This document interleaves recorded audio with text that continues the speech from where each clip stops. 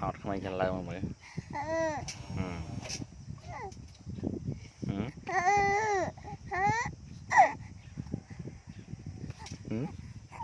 mâm á mâm mâm mâm mắt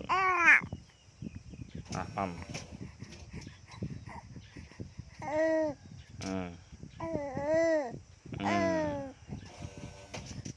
khám nơi ăn mâm này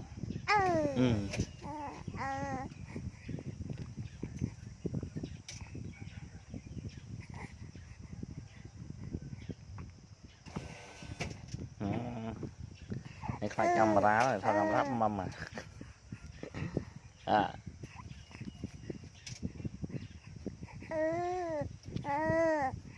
chào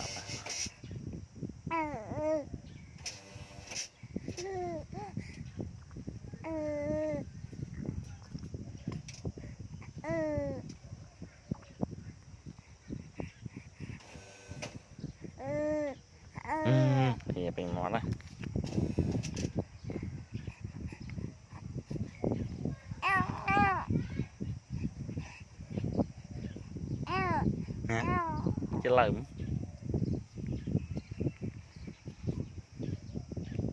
cái lợm u rồi mầm